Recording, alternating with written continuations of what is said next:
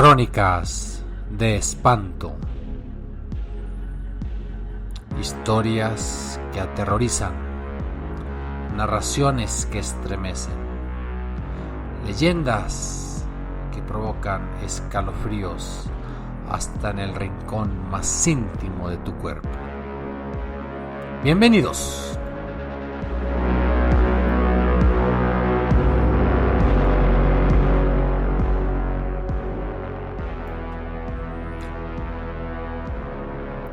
Muchas veces esperamos a un ente que no podemos ver, etéreo, peligroso, intangible.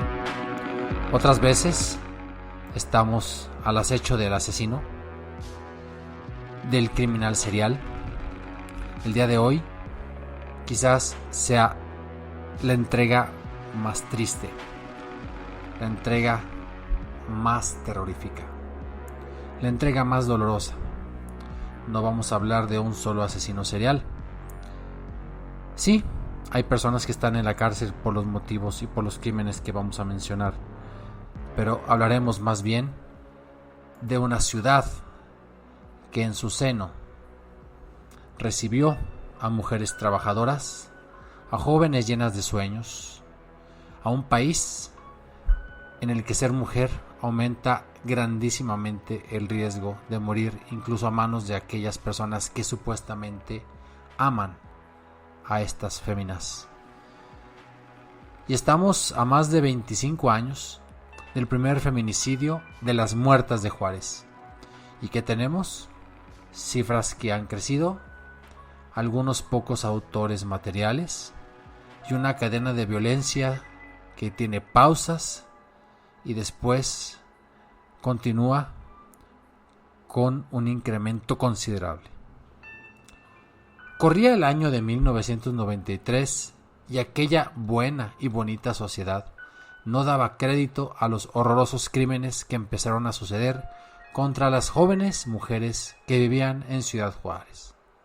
Muchas de ellas migrantes de otros estados de la República, algunas madres solteras, algunas con novios, pero todas con sueños que se han visto truncados por un grupo de asesinos salvajes, pero por un sistema, por la ignorancia social.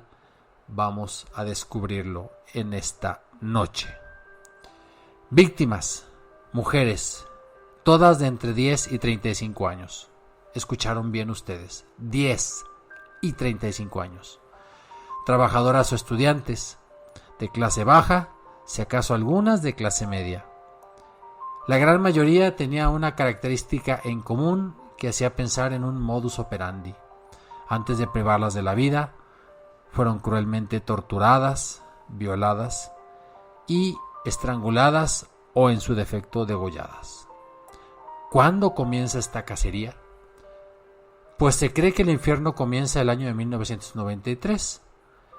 La primera víctima se considera a una niña, una adolescente de tan solo 13 años, Alma Chavira Farell. Es la primera de una lista muy larga de niñas y mujeres que fueron cruelmente asesinadas en ese estado. Uno de los modos más comunes de dejar los cuerpos era abandonarlos en el desierto, con los señales del ultraje, de los golpes e incluso la desfiguración facial. Esta cadena empezó, llegó a 300, 400, a finales de la década inicial del siglo XXI se hablaba de 700 casos. Si relacionamos esto con la violencia de las mujeres en el país, se puede decir que del 85 al 2016, propiamente lo que es toda mi vida consciente de la primaria hasta hace un par de años, se han registrado 52,000 homicidios violentos de mujeres. Y nos tardamos tanto en poder tipificar como algo especial y de mucha atención lo que es el feminicidio.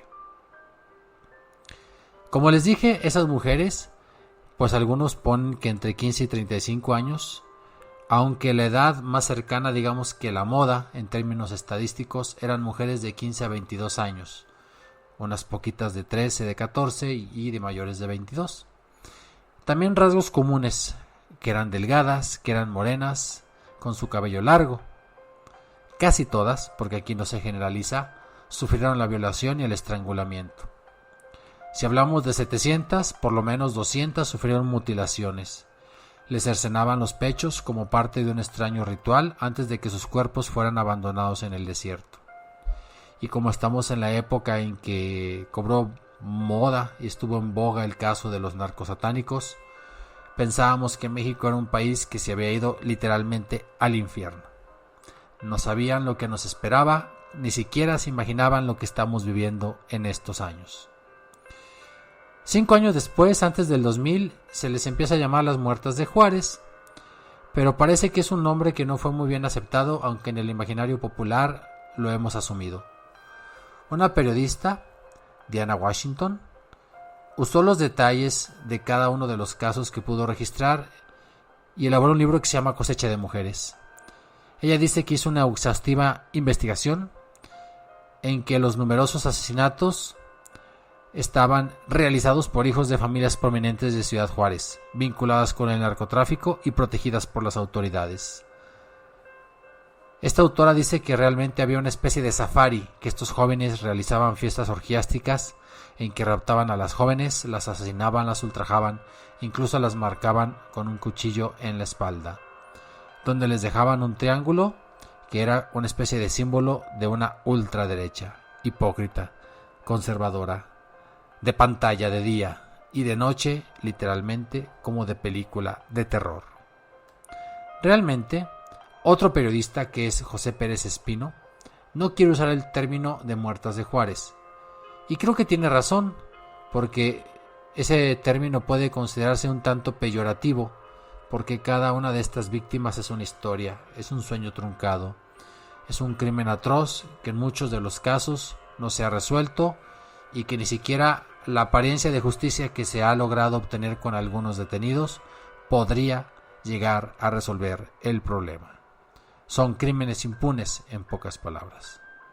Lo que dice este señor es que no hablemos de unos criminales, no hablemos de unos grupos de juniors asesinos.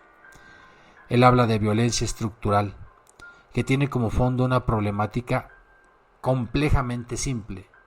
Me gusta la paradoja.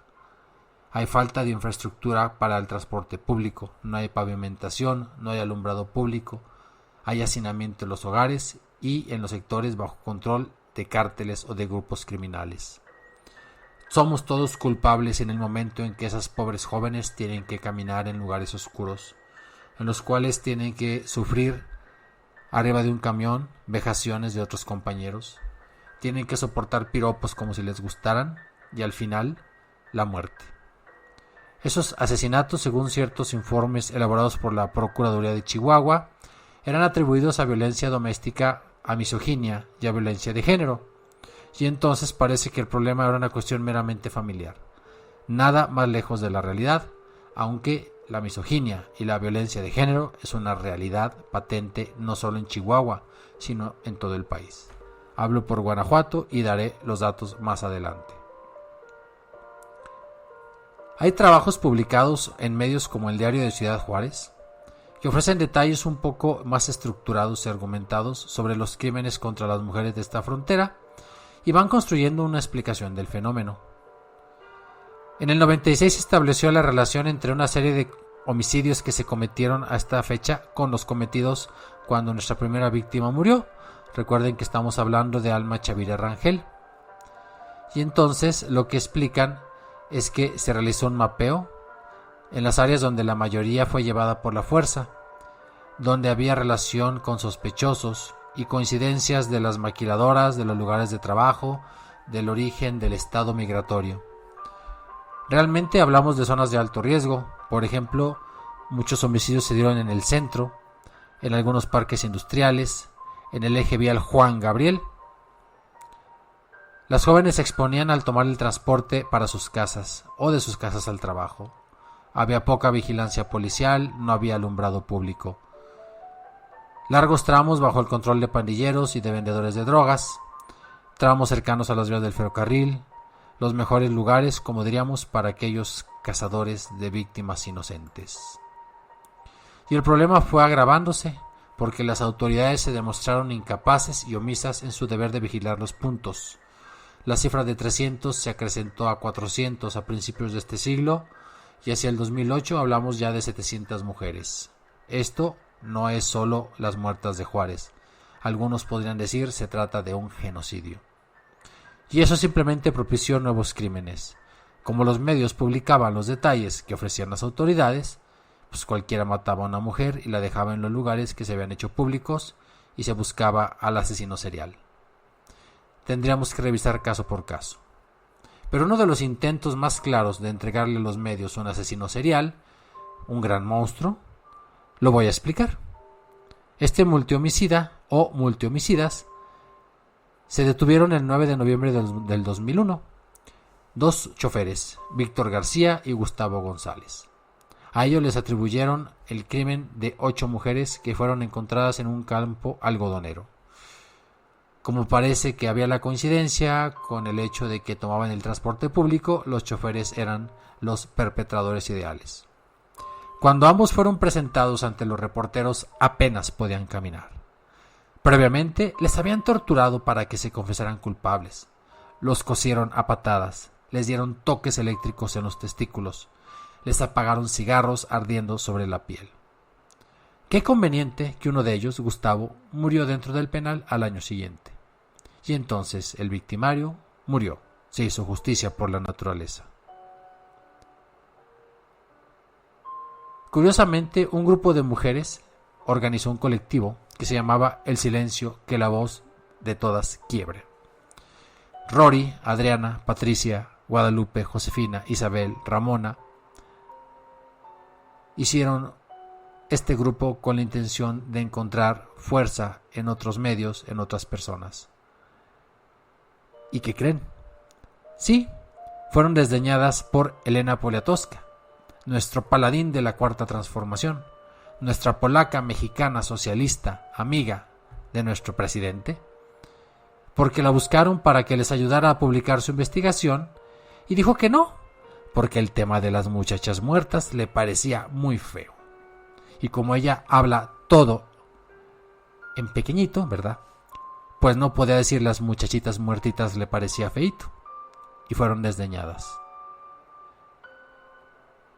Si hay o hubo asesinos seriales en Ciudad Juárez, lo único cierto es que las versiones no han salido de las investigaciones criminológicas serias, sino que más bien surgen de la opinión pública y del periodismo independiente. Tenemos 2 autores falsos, a los cuales se les atribuyen 8. ¿Y las más de 600?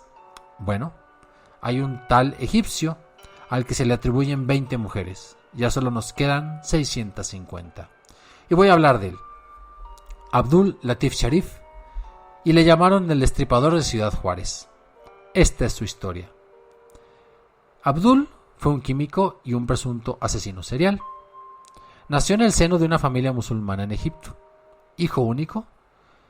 Coincidentemente, en su infancia sufrió de constantes abusos sexuales por parte de su padre y de varios familiares hombres. Así que quedaría huérfano de madre siendo aún niño. Su padre, curiosamente, se oponía a que él asistiera a la escuela, pero él era inteligente, adiestraba palomas mensajeras y pescaba en el río. Y, como buena sociedad oriental, a los 12 años su padre convino su matrimonio con su prima de 10 años.